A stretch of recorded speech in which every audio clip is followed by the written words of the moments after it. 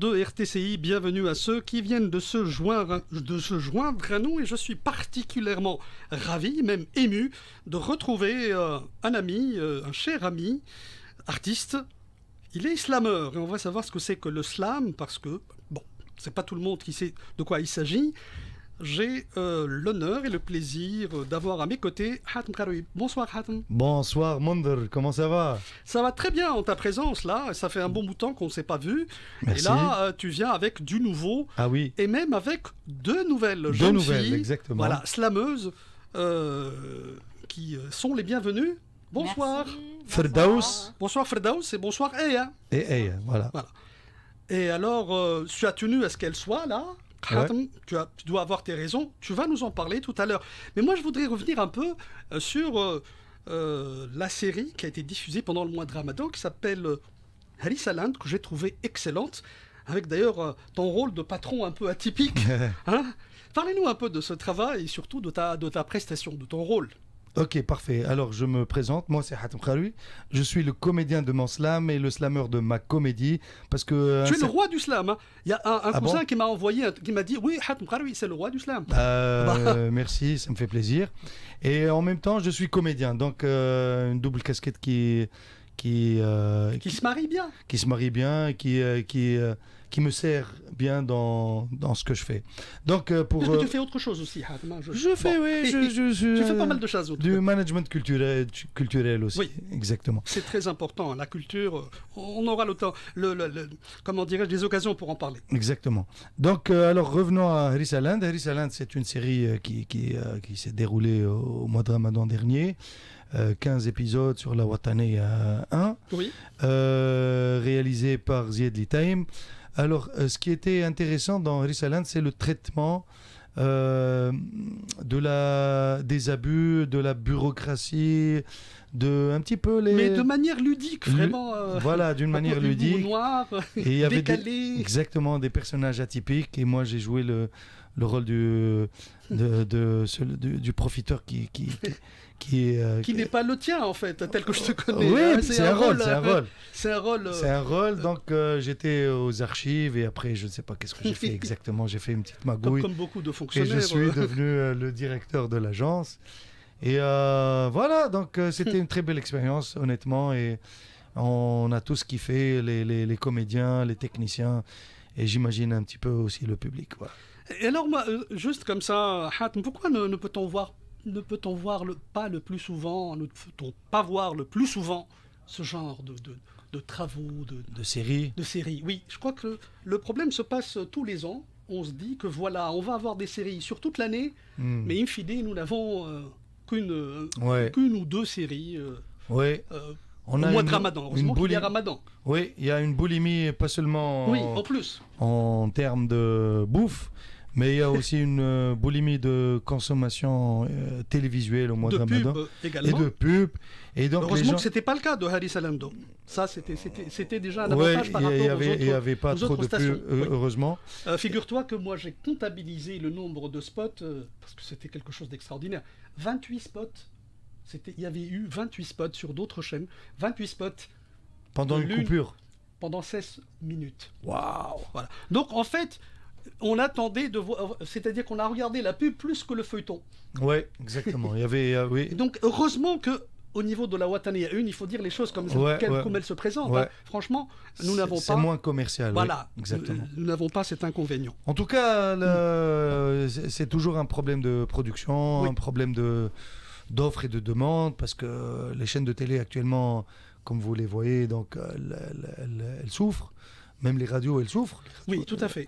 Donc, il y a un problème, honnêtement, au niveau audiovisuel en Tunisie. Donc, ça n'encourage pas forcément quelqu'un pour mettre de l'argent, à mettre de l'argent dans une production.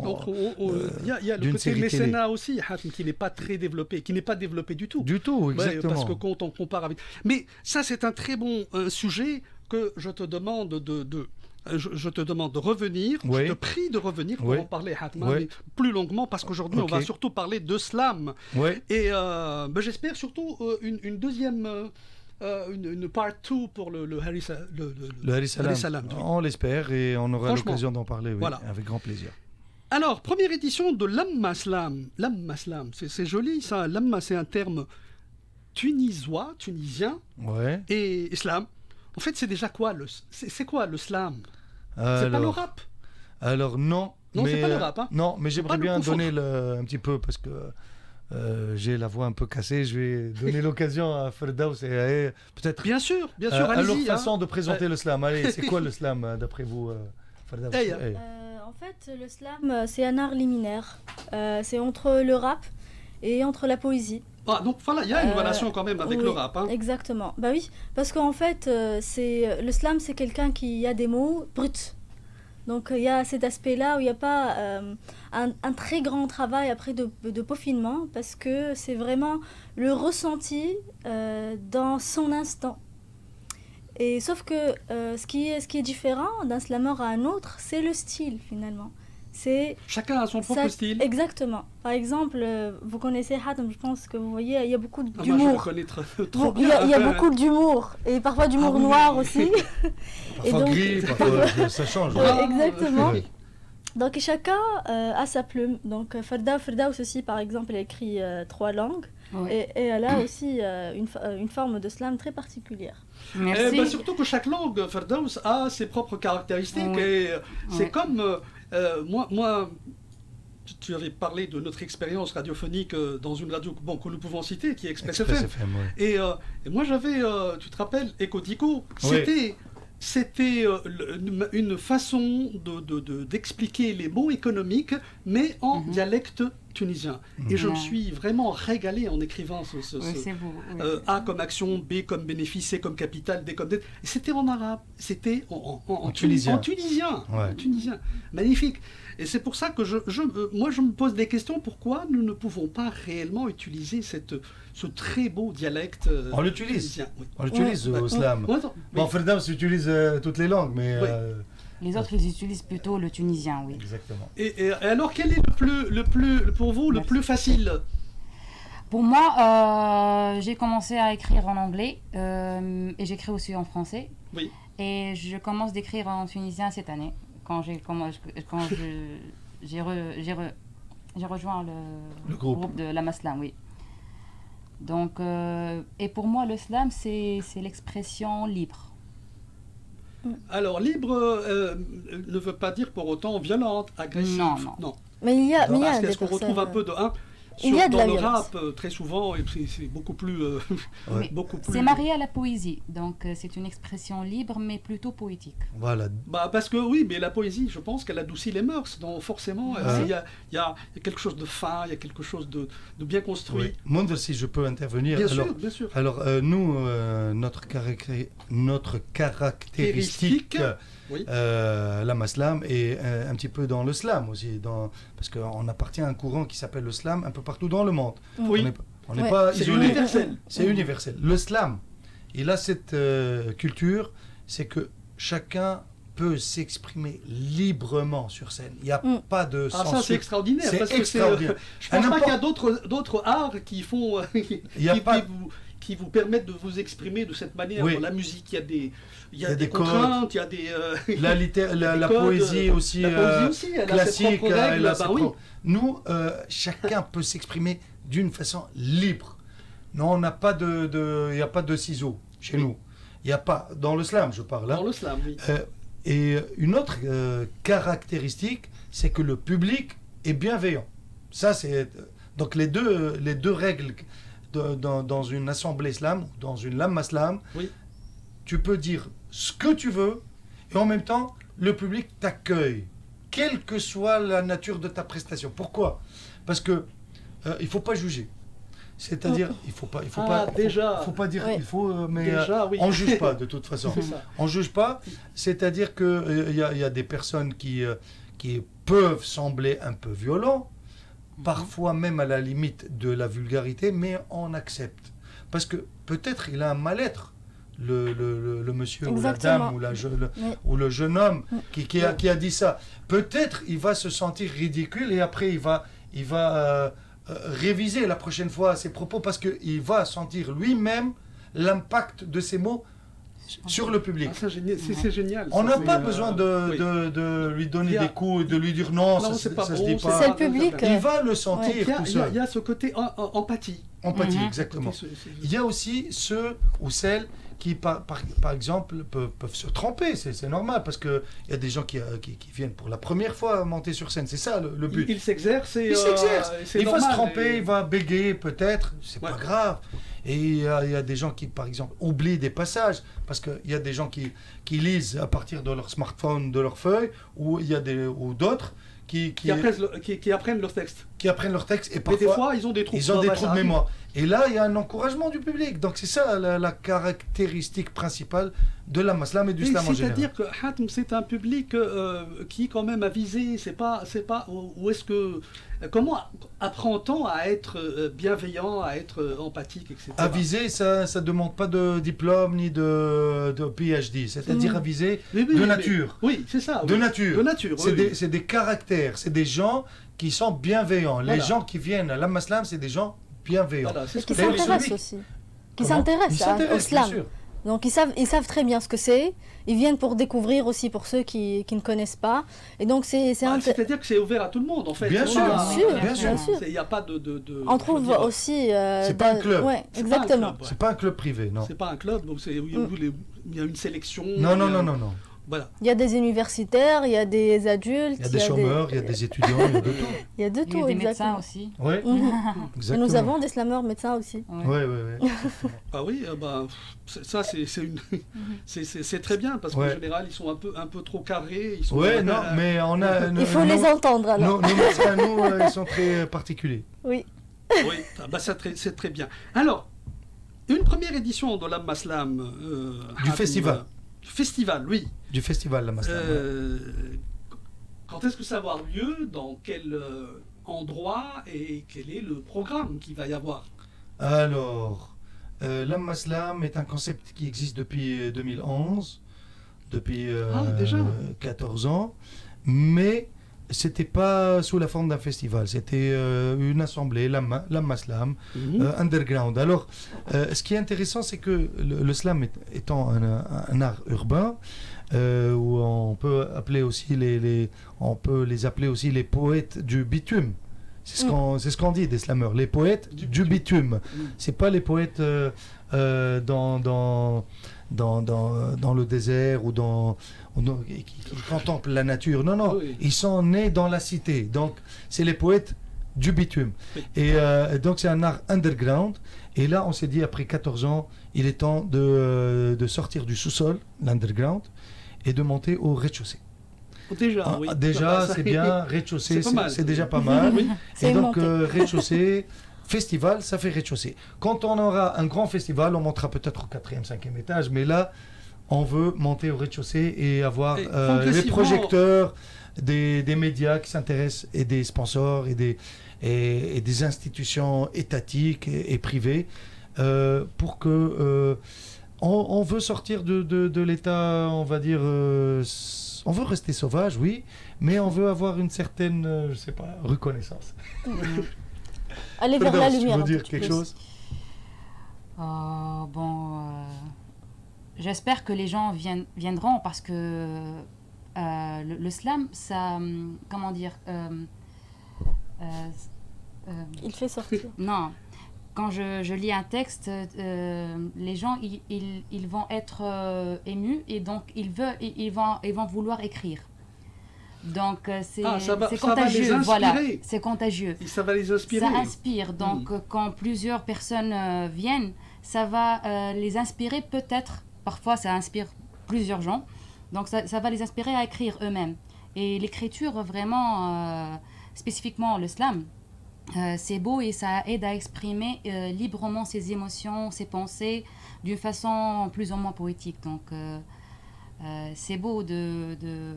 Et comment savoir si c'est vraiment, si c'est du slam, j'allais dire bien fait, parce que là, je tombe dans le panneau. Je tombe dans le panneau. Voilà. Donc là, mais c'est-à-dire que bon, on a quand même des velléités de dire, voilà, ça c'est du slam, et ça c'est pas tout à fait du slam. peut-être que...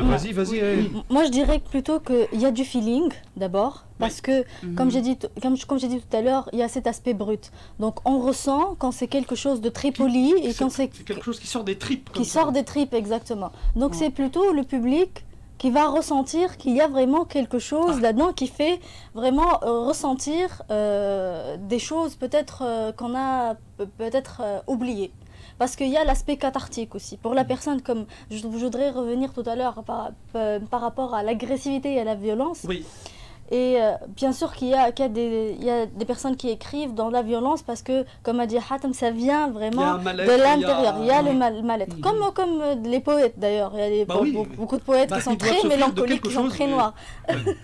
Et puis après, le public sera juge. Pourquoi il sera juge? Pas dans le jugement négatif, mais plutôt dans l'empathie, comme il a dit. Parce qu'il y aura des personnes, il va y avoir un effet miroir. Oui. L'agressivité que ressent la personne qui est en train de slamer et l'agressivité qui existe à l'intérieur de la personne, il va y avoir cette étincelle. Et la personne, peut-être, quand elle entendra ça, elle dira « je ressens la même chose » ou « je voudrais écrire sur ça ouais. ». Parce que finalement, ça aide le slameur ainsi que la personne qui écoute ce slam. Oui. Et donc, finalement, si on peut résumer, le slam, ça sort des tripes. Voilà. Oui, c'est ça, mais je l'ai dit. Et c'est juste après l'Aïd al-Kbir, ça tombe bien. Oui, parce que les tripes, ouais. on en a vu, hein, ouais, et on en a mangé. Alors, non, là, c'est... comme tu viens de le dire, c'est la première fois que c'est sous forme de festival. Ouais. Cela va se passer où? Alors, le rez-de-chaussée, c'est à Dar el-Masrahi au Bardo. Oui. Alors, Dar el-Masrahi, c'est un lieu que j'ai visité il y a 15 ans, en 2010, 2011, oui. Pour faire des répétitions avec Sabri Masber.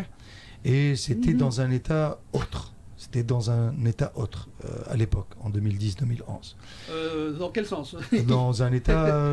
délabrement Oui, délabré. C'était délabré. Et honnêtement, je tire mon chapeau à M. Slim Sanheji, qui lui... C'est Slim Sanheji, oui. Et lui, il s'est battu avec ses tripes pour... Encore des tripes. Exactement, pour rendre... et pour rendre une belle copie de Dar el-Masrahi, de cet espace. Donc Dar el-Masrahi, actuellement, après l'intervention de M. Slim Sanheji, une grande salle de 350 places, avec une grande scène, avec un plafond technique, etc. 2 belles salles de répétition. En plus. Une salle de répétition pour le théâtre, une salle de répétition pour la danse, et une petite scène avec une capacité de 70-80 personnes, là où on joue la Maslam d'habitude le dernier samedi de chaque mois. Alors pour le festival la Maslam, la semaine prochaine, jeudi et vendredi prochain, 19 et 20 juin, Monsieur Slim Sanheji a mis à notre disposition tout l'espace de Dar el-Masrahi, c'est-à-dire la grande salle, les 2 salles de répétition et la petite scène qu'on utilise d'habitude. Tout l'espace est à notre disposition pour le festival La Maslam. Pendant 2 jours. Pendant 2 jours. Et donc, si tu veux, on peut parler même de la programmation maintenant ou tout à l'heure, c'est comme tu veux. Oui, allons-y, parlons de cette programmation. Programmation. Alors, on va exactement, on va se partager les tâches, moi et elle. Oui. Et tu veux parler du premier jour et moi je parle du deuxième jour? Ok, vas-y. Alors pour le premier jour, nous avons quelque chose de très intéressant puisqu'il y a l'association d'Erja. Et donc c'est une association qui vraiment milite pour la langue, le dialecte tunisien. Donc il va y avoir un colloque. Exactement. Oui, on en parlait tout à l'heure, oui. Exactement. Donc ils seront là à 10h. Oui, même plus tôt, peut-être de 9h à 13h. 9h à 13h. C'est quand même assez, un colloque. Assez tôt. Hein. Ouais. C'est ça. Pour ceux qui s'y intéressent. Oui. Ensuite, c'est-à-dire qu'ils vont vraiment décortiquer un petit peu les caractéristiques de la langue tunisienne. Ah oui, c'est bien ça. Ils militent pour la langue tunisienne et pour la reconnaissance de la langue tunisienne. Qui est une très belle langue. Exactement. Là, j'en ai fait l'expérience, je vous le dis. Je voudrais ajouter quelque chose. Les personnes qui sont en train... Les livres qui se vendent le plus, C'est les livres en dialecte tunisien. Ah oui, c'est vrai, Exactement. ça c'est vrai. Ça, je l'ai su. Et il y a des intellectuels qui n'aiment pas ça, qui vraiment militent contre ça, parce qu'ils trouvent qu'il faut de l'académie pour réfléchir. Non, pas vrai. Pas forcément, mais il y a d'autres qui écrivent en arabe littéraire, mais qui écrivent également en dialecte tunisien. Exactement. L'un n'empêche pas l'autre. L'un n'empêche pas du tout l'autre. Il faut dire que c'est vraiment la langue maternelle. Et il n'y a pas plus pertinent et percutant que la langue maternelle. Donc, moi, je suis très content et d'ailleurs, je pense que je serai là-bas. Ça sera le jeudi. Le jeudi matin. Bon, matin l'après-midi, de 9h à 13h. Quoi encore? Il y a aussi les ateliers. Et ça, c'est très intéressant parce qu'on a réfléchi, on a trouvé que puisqu'il va y avoir les slameurs, c'est-à-dire la représentation des slameurs, mais il y a un creux au milieu. Donc, on a mis des ateliers pour les personnes qui seront intéressées à l'écriture, qui seront intéressées au théâtre. Parce que, comme j'ai dit tout à l'heure, le slam, il est vraiment entre plusieurs arts. Et donc il y a l'aspect théâtral aussi. Donc Ferdaus aussi a un atelier, elle peut en parler tout de suite. Oui, bien sûr. Donc elle a un atelier, vas-y. Donc c'est un atelier qui est stress. Avant la performance, donc anti-trac. Donc je vais aider les personnes, surtout les personnes, celles ou ceux qui vont présenter leur slam devant le public pour la première fois. Donc on va faire quelques exercices pour dégager le stress, pour travailler sur sa posture, sur la voix. Sur la respiration. Oui, la respiration, c'est très important. Donc on va faire un peu de tout pour pouvoir donner représenter notre texte d'une façon ancrée. Voilà. Il y a un atelier d'écriture de slam aussi. Oui. On a un jeune slameur qui est très très intéressant. Oui. Mohamed Aziz Somaï, qu'on salue. Et donc il a pris l'initiative d'initier les personnes au slam. C'est la première journée. Oui, c'est la première journée. Encore à la première journée. La soirée. La soirée, donc il va y avoir des solos, des trios, des duos aussi, pour les présentations. Voilà. Alors solo, c'est quand on est tout seul devant son public, et duo, c'est quand on est au moins deux, et là, c'est peut-être moins stressant. Voilà, donc, sinon, la deuxième journée, alors, deuxième journée, il n'y a pas d'activité le matin. Par contre, on débute directement à 14h avec des ateliers.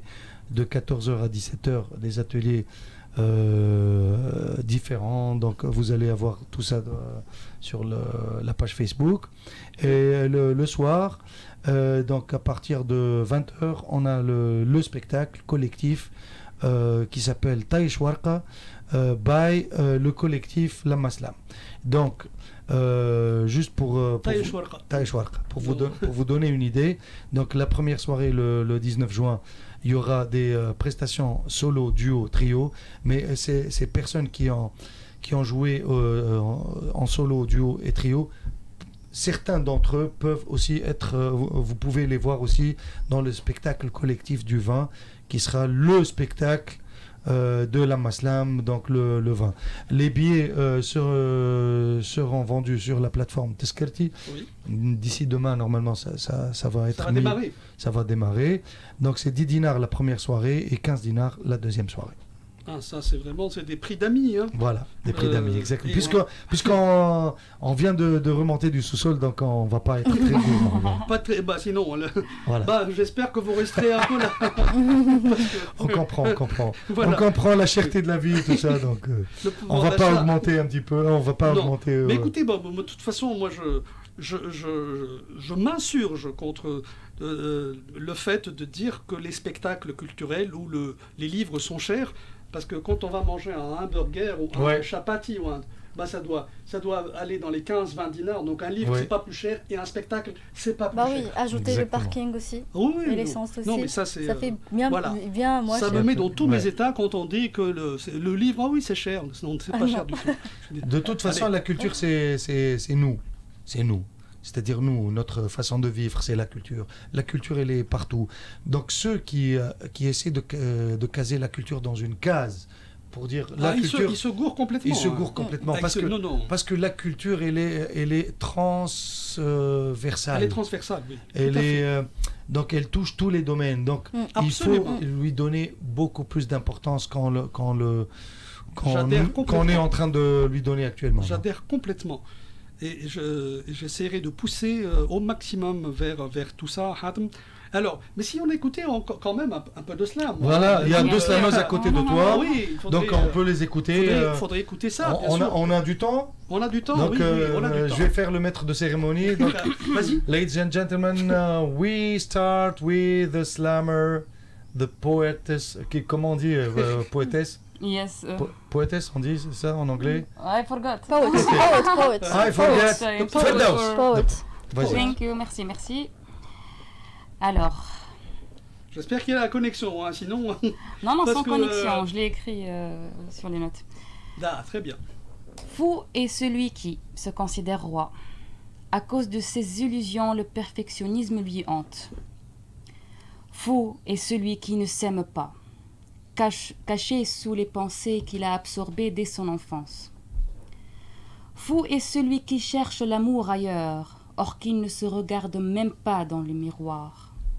Et il ne se dit aucun mot qui donne espoir, puis il s'autodétruit en cherchant l'amour encore ailleurs. Folle est celle qui se maquille beaucoup. Madame, j'aimerais bien voir ton unique visage, ton beau tableau. Folle est celle qui porte les maux de toute sa famille sur son dos. Madame, c'est bien de penser aux autres, et vous? Folle est celle qui cache sa féminité pour pouvoir exister. C'est compréhensible, tu sais. Mais je me demande parfois si c'est notre force, la vulnérabilité. Nous sommes tous des fous parce que nous voulons faire tout. Après tout le chaos, notre avenir sera-t-il doux? Merci. Bravo. Bravo, Ferdows Neifer. Merci. Et là, on passe à Egmati. Alors, il est ardu de se croiser, encore plus difficile de s'ignorer. Tu es passé près de chez moi, nouvelle maison, mais meublée d'anciens, meublée de toi. Je t'ai revu dans cette voiture derrière les klaxons. Tu es passé comme un fantôme. J'ai ressenti un froid de dôme, alors qu'hier encore, tu étais bien vivant. Mais même en fantôme, tu ne me fais plus peur, car aujourd'hui, je crains les vivants plus que les morts. Ce que je redoute, c'est le détournement des cœurs, ceux qui prennent la première place à ton spectacle et t'applaudissent avant de se réjouir de ta chute. Parfois, tes pires ennemis sont juste là, à tes côtés, et ce n'est pas parce que tu es gentil que les chiens arrêteront d'aboyer sur ton passage. Ils protégeront toujours leur territoire, s'ils croient que tu menaces leur espace. Chaque abeille qui pique le fait par peur, instinct de survie, dans sa plus haute lueur. Retiens ça. L'ennemi parie rarement sur ce que tu sais. Il parie toujours sur ce que tu ignores. Ce qu'on refuse de voir finit toujours par nous surprendre, nus, parce qu'un danger ignoré est toujours un danger accepté. Sois convaincu. Ceux qui veulent ta peau, c'est souvent parce que la leur est déjà cramée. Ou peut-être, c'est de toi que ta peau ne veut plus. Mais crois-moi, attirer les âmes détruites n'a rien de fortuit. Tout a une suite. Les mauvaises langues ont toujours une mauvaise haleine et elles ne viennent jamais sans raison. Les imposteurs portent la voix qu'on voudrait faire taire ou les masques inversés qu'on a trop longtemps portés. Il n'y a jamais de rencontre sans raison. Encore moins de liaisons qui finissent mal par hasard. Même si tu ne l'as pas encore compris, l'autre n'est qu'un miroir. Et s'il est brisé, c'est toi qui finiras par recoller les morceaux. Bravo. Génial. Bravo. C'est beau, Bravo, c'est beau. Mathilde. Eh ben voilà, ça c'est une illustration de ce qui va vous attendre, hein, ce qui vous attend la semaine prochaine, le 19 et le 20, Hatem Karoui. Exactement. Donc, Eya et Ferdows ont des dizaines de textes. Donc là, c'est... je me régale déjà. Donc, hein, c'est du régal, franchement. Elles ont montré un petit peu de ce qu'elles savent faire. Et elles ont du talent surtout dans d'autres langues aussi, en anglais. Les deux sont anglophones. et bien sûr en tunisien. Donc là, pour le contexte, si c'était une émission en allemand, elle t'aurait slamé en allemand. Mais bon, c'est bien. Mais bon, c'est une émission en français. Émission en allemand, c'est dans une heure. Dans une heure, ok. Vous restez avec notre collègue Mansour Flavier, qui sera très content de les écouter. Très bien. Alors, Hatem, un dernier mot peut-être, éventuellement. Oui, un dernier mot. Donc, venez, écoutez, regardez, régalez-vous. Le jeudi prochain et le vendredi prochain, Dar al-Masrahi au Bardo. Les soirées. Bardo, c'est vraiment le Bardo, à côté. C'est le centre-ville. C'est le centre-ville, le vrai centre-ville. C'est plus animé que le centre-ville de Tunis, honnêtement. C'est beaucoup plus animé. Et on a aussi un petit espace où ils peuvent prendre une pause. Un petit jardin. Il y a le jardin, mais sinon, il y a plein de cafés, plein de salons de thé, plein de pâtisseries juste à côté, donc il n'y a pas de problème. Oui, c'est un environnement très propice, pour avoir des nourritures terrestres et des nourritures spirituelles. Exactement. Et donc voilà, venez apprécier, venez encourager, venez soutenir la culture et l'art. Il y en aura pour tous les goûts, dans toutes les langues, pour tous les âges et dans tous les genres. C'est-à-dire il y aura des textes qui vont vous faire rigoler et d'autres qui vont vous rendre triste et d'autres peut-être qui vont vous faire pleurer. Si tu me donnes un aperçu, moi comme non. Ça. Moi, je suis organisateur du festival. Là, vous être jugé parti. Là. Ah bon. Là, vous allez prendre un autre rôle. Oui, c'est une autre casquette. C'est comme Alice Land. Exactement, une autre casquette. Écoutez, moi, je croise les doigts et je vous souhaite vraiment tout le succès pour cette Lamma Slam qui promet énormément. Merci, Egmati. Merci beaucoup. En tout cas, j'ai beaucoup apprécié ton texte, un premier texte. Il y en aura d'autres. Fardaous Naifer également. Merci. Et puis mon compte ami Hatem Kharoui. Et là, vous venez quand vous voulez. Hein. Merci beaucoup. Merci. RTCI, vous savez, c'est votre radio. Merci. J'espère que l'année prochaine, on sera au premier étage. Et voilà. Ouais. Donc, là, on est au rez-de-chaussée. Donc, sans augmenter les prix, oui. Moi, je suis prenant. Allez. Merci beaucoup à vous tous et toutes. Alors, Eartha Kitt, bon, il y a oui, Grand Corps Malade, pourquoi pas, oui, c'est vrai. Hein. Faisal, il est magnifique, il est notre technicien en chef, mais il a également pourquoi pas, un sixième sens, oui. Alors, c'est quoi le titre de Grand Corps Malade? Sixième sens. Ok, parfait.